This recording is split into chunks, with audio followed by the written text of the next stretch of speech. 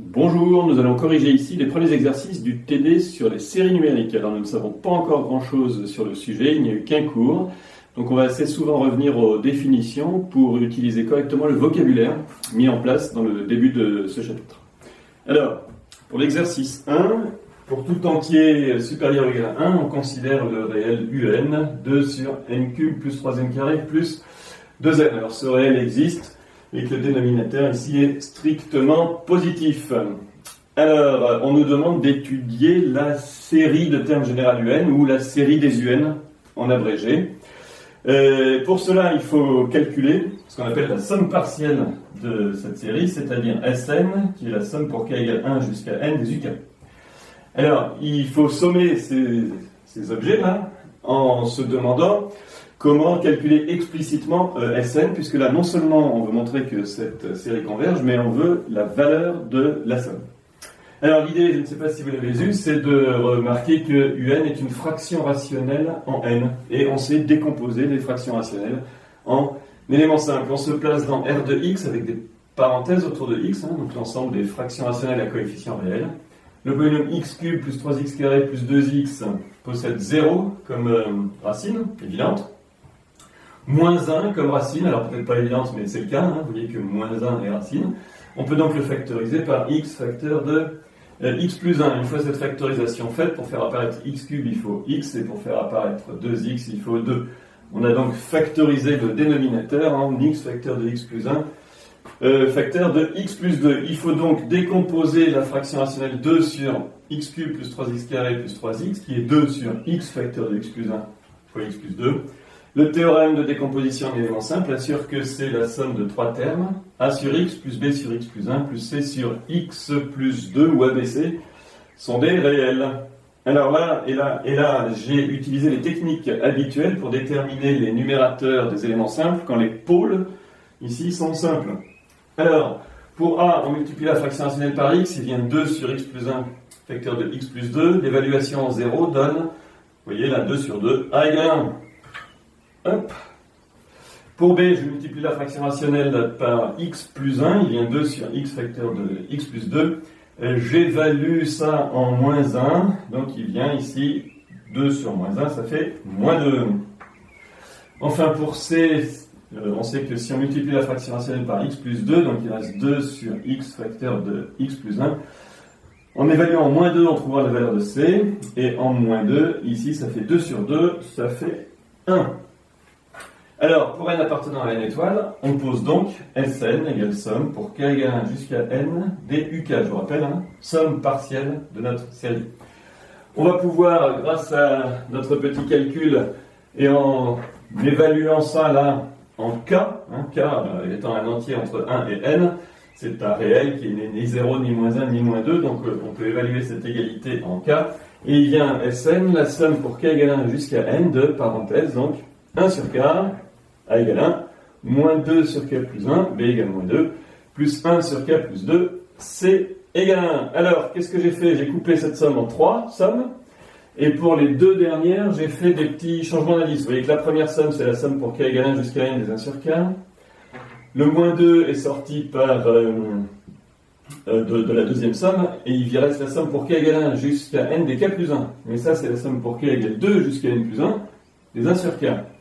La troisième somme, c'est k égale 1 jusqu'à n des 1 sur k plus 2. Mais ça, c'est la somme pour k égale 3 jusqu'à n plus 2 des 1 sur k. Donc vous voyez qu'on retrouve ici des sommes de même terme, avec devant des coefficients 1, moins 2 et 1. Donc les termes qui sont communs aux trois sommes vont s'éliminer, à savoir tous les termes dont les indices sont entre 3 et n y compris.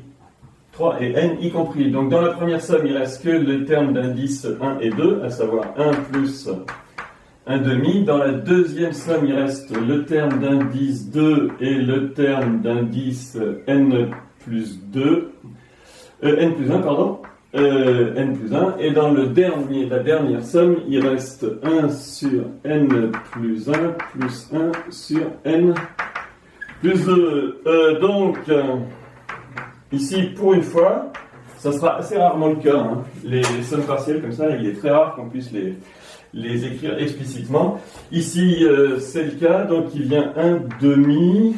Ici, il vient moins 1 sur n plus 1 et plus 1 sur n plus 2. Alors, on a ici explicitement la somme partielle d'ordre n. Alors, ça suffit pour conclure. Je vais l'écrire de l'autre côté du tableau, mais on peut le dire tout de suite. La suite des Sn converge vers 1 demi. Vous voyez que Sn tend vers 1 demi quand n tend vers l'infini. Alors, ça assure que la série des UN converge et que sa somme vaut 1 demi. J'écris ça de l'autre côté. J'ai écrit ici notre conclusion, donc Sn tend vers 1 demi quand n tend vers plus l'infini. Ça, on peut donc en déduire que la série des UN converge, et d'autre part, alors on vous demandait sa somme. La somme, elle s'écrit comme ça, somme pour k égale 1 jusqu'à plus l'infini des uk, et ça vaut 1 demi. Voilà qui achève l'exercice 1. Passons à l'exercice 2. Pour n appartenant à grand N, on considère des réels UN, alors très important, réel et positif. On verra que les réels positifs, enfin les séries à terme réels positifs jouent un rôle particulier. D'autre part, un réel Vn est en lien avec UN par l'égalité Vn égale UN sur UN plus 1. Vous voyez que si UN est positif, le dénominateur est strictement positif, le numérateur positif, donc Vn est défini et il est aussi dans R+. Nous avons donc deux réels là, qui sont positifs. On va donc étudier la série des UN et la série des Vn, qui sont deux séries à terme positifs. Alors, j'ai choisi de noter Sn et S'N, leur somme partielle respective de ces deux séries. Donc Sn, c'est la somme pour k égale 0 jusqu'à n des uk, et S'N, la somme pour k égale 0 jusqu'à n des vk. Ce qui est important de comprendre, mais on mettra en place évidemment dans le cours, c'est que si les termes UK et VK sont positifs, les suites Sn et S'N sont croissantes. Vous voyez qu'on passe de Sn à Sn plus 1 en ajoutant le réel Un plus 1 qui est positif. On passe de S'N à S'N plus 1 en ajoutant le réel Vn plus 1 qui est positif. Donc les suites Sn et S'N, ici, les suites des sommes partielles respectives des deux séries à étudier sont croissantes. Elles sont donc convergentes si elles seulement si elles sont majorées. Alors, il faut montrer que, respectivement, si l'une converge, l'autre converge. Alors, supposons par exemple que la série des UN converge. Ça veut dire exactement que la suite des Sn converge. Alors, cette suite étant croissante, elle est majorée par sa limite. Mais sa limite, c'est ce qu'on appelle la somme de la série. C'est la somme pour k égale 0 à plus l'infini des uk. Est-ce qui existe ici parce que la série des UN converge. De plus, qu'est-ce que l'on sait? On sait que si une série converge, son terme général tend vers 0. Donc, comme la série des UN ici converge, UN tend vers 0 quand n tend vers plus l'infini. Donc vous voyez que Vn qui est Un sur Un plus 1. Alors on pourrait faire des majorations, des choses comme ça. Je pense que le plus simple ici, c'est de comprendre que le dénominateur tendant vers 1, ça équivaut à Un quand n tend vers l'infini. Alors on pourra conclure bientôt, on pourra conclure dès que le cours numéro 2 sera fait, que la série des Vn converge, mais pour l'instant le cours n'a pas été fait, donc je vais détailler le raisonnement en partant de ça. Donc Vn est un réel positif équivalent à Un, et on sait que la série des UN converge. Montrons que la série des Vn converge. Alors on vient de voir que Un et Vn étaient deux quantités équivalentes quand n tend vers l'infini. Ça s'écrit Vn sur Un tend vers 1 quand n tend vers l'infini. Donc par exemple, il existe P appartenant à n tel que pour tout n supérieur ou égal à P, cette quantité tendant vers 1 est plus petite que 2. Puis comme Un est positif, on a pour tout n supérieur ou égal à P, Vn inférieur ou égal à 2Un. Alors, la somme pour k égale p jusqu'à n des vk est plus petite. Hein, ça s'avérait pour tout n supérieur ou égal à p, donc pour tout k supérieur ou égal à p. Et pour n supérieur ou égal à p, on somme entre p et n. Donc ça fait somme pour k égale p jusqu'à n des vk, plus petit que 2 fois la somme pour k égale p jusqu'à n des uk. Alors, ça vient directement de là. Maintenant, ici, c'est pas très commode que ça commence à P, mais les termes entre 0 et P sont positifs. Hein, les U0 jusqu'à UP-1 sont positifs. Donc ça, c'est encore plus petit que la somme pour k égale 0 jusqu'à n des UK. Et ça, c'est plus petit. Hein, donc ça, c'est 2 fois Sn. Ça fait égal 2 fois Sn. Ce qu'on a appelé la somme partielle d'ordre n. Hein. Hop. Qui lui-même est plus petit que 2s. Pourquoi ? Parce que la suite des Sn est croissante et donc elle est convergente, donc plus petite que sa limite, puisque sa limite c'est sa bande sup, la bande sup des Sn, j'entends. Donc vous voyez que la somme entre k égale p jusqu'à n des vk est majorée, ça dépend plus de n, est majorée par 2 grands S. Alors si on veut exactement S'N, il faut rajouter les termes entre 0 et P-1. Donc je les ai mis là. Si on veut majorer exactement S'N, c'est-à-dire la somme pour k égale 0 jusqu'à n des vk, c'est plus petit que 2s plus la somme pour k égale 0 jusqu'à P-1 des vk. Alors pour éviter tout problème, je vais prendre P dans n étoiles. Alors pourquoi j'ai fait ça ? Parce que je savais d'abord que la suite des S'N était croissante. Mais là, je viens de montrer qu'elle est majorée. Alors ça, c'est une constante. Ça aussi, c'est une constante. Hein. Ça, c'est important. Il faut comprendre que ça, c'est constant. Ça, hein. Ça ne dépend pas de n. Ça, c'est 2 constantes. Hein. Constante. Donc voilà une suite qui est majorée et croissante. Donc elle converge. Et si la suite des S'N converge, c'est-à-dire que la série des Vn converge. Alors, bon, j'ai fait le raisonnement. On ne le fera plus dès que le cours numéro 2 aura été fait. Il faudra retenir que lorsqu'on a 2 séries à termes positifs, dont les termes généraux sont équivalents, ici Un et Vn, si l'une converge, l'autre aussi. Elles sont de même nature. Donc là, j'ai fait le raisonnement, par exemple, en supposant que la série des UN converge, et j'ai montré que la série des Vn converge. Ça sera quelque chose d'automatisé. Réciproquement, si on suppose que la série des Vn converge, bon, j'ai fait un petit raisonnement pour n appartenant à un grand N. Vous voyez, j'ai la relation entre UN et Vn, je l'ai écrite Vn, facteur de UN plus 1, égale UN. Puis j'ai mis en facteur de UN ici Vn moins 1 et ici moins Vn. Ici je veux diviser par Vn moins 1.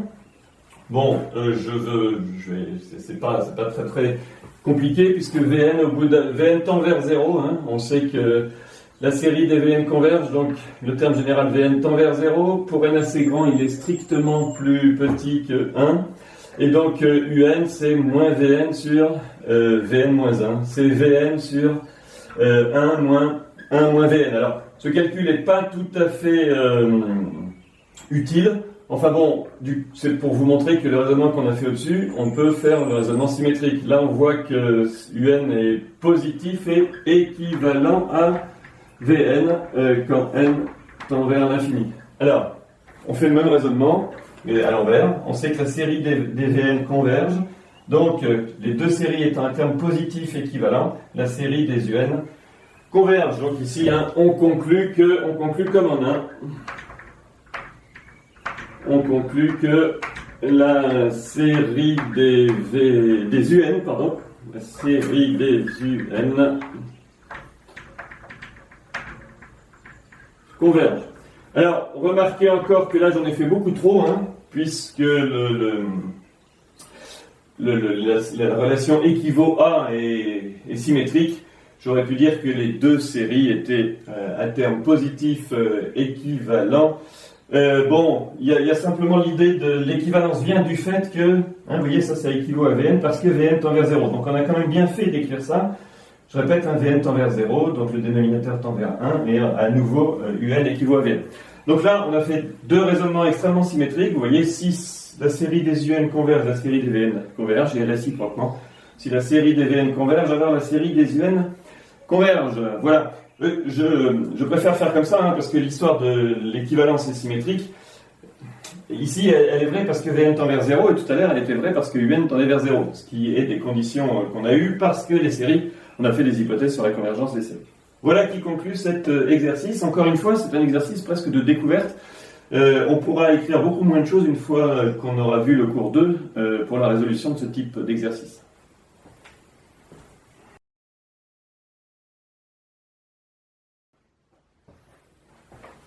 Alors, passons à l'exercice 3. On considère une série réelle à terme positif qui converge.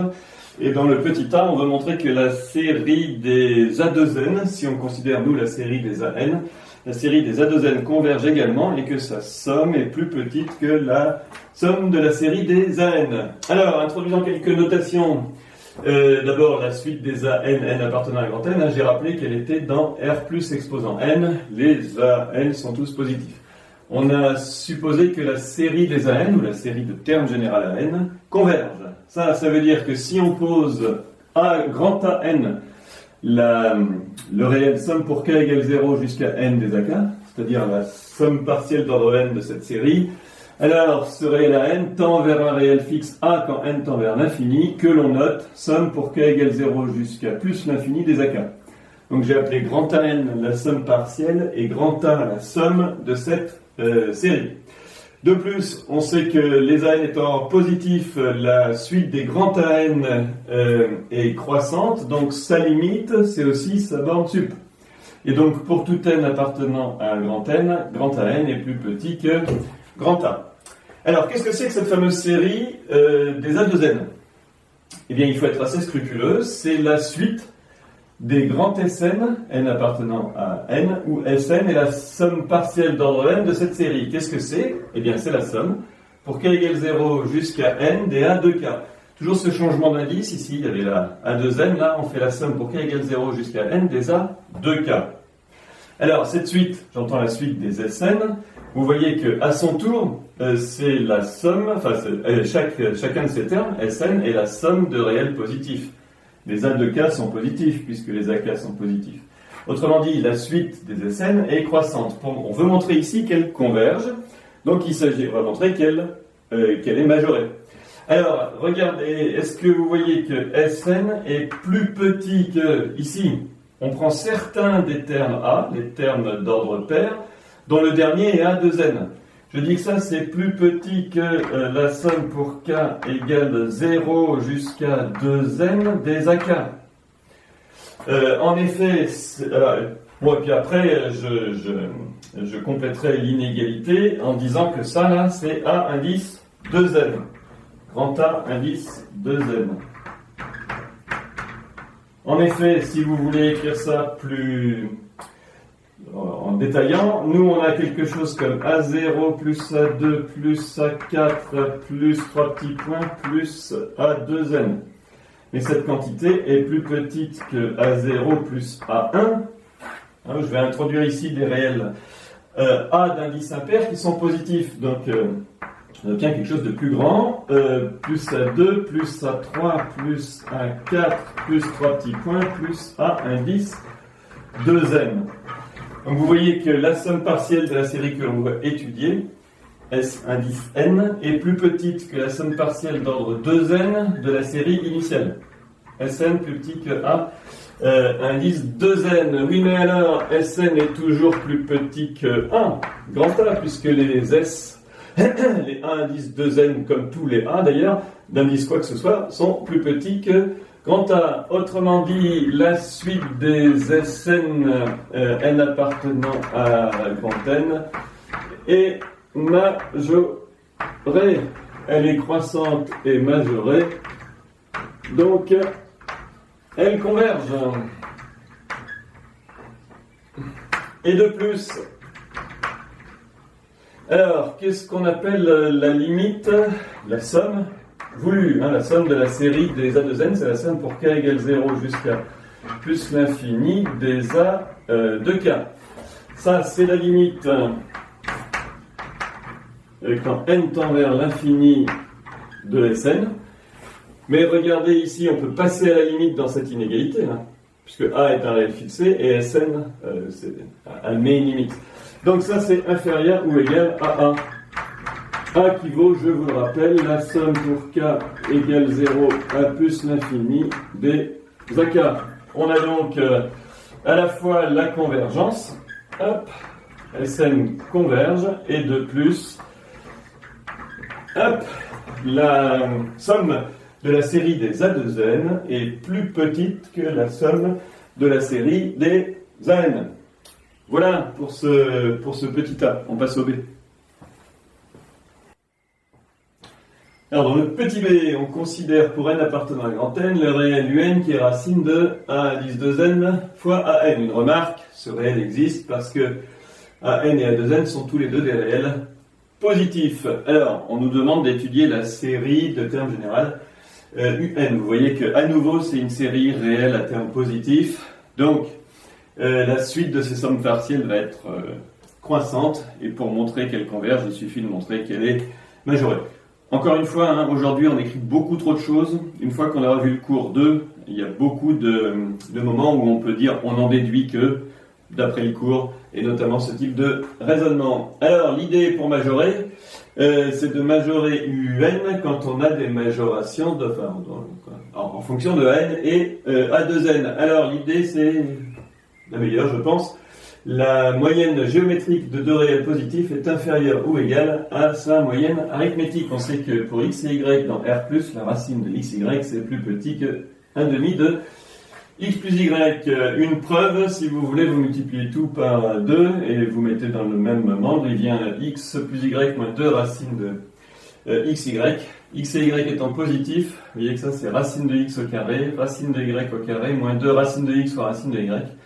Et ça, c'est racine de x moins racine de y, le tout au carré, qui est un réel positif. On en déduit cette inégalité assez vite. Alors, là encore, hein, on pose les bases du cours, donc il faut se demander qu'est-ce que c'est que la série de termes général un, ou la série des un. C'est la suite.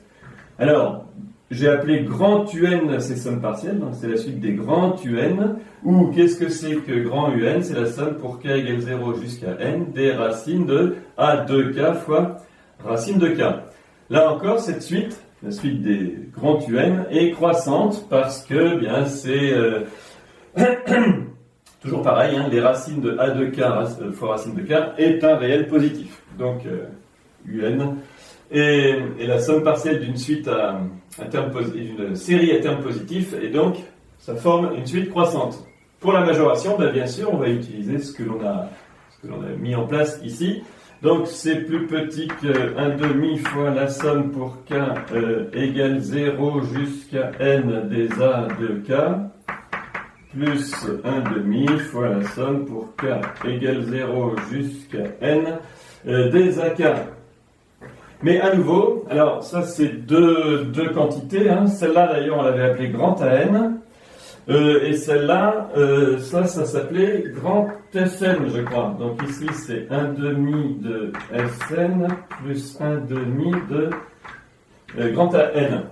Mais ces deux quantités, hop, sont majorées par deux réels positif. La première, alors elle n'avait pas de nom, on va la réécrire. Somme pour k égale 0 à plus l'infini des a de k.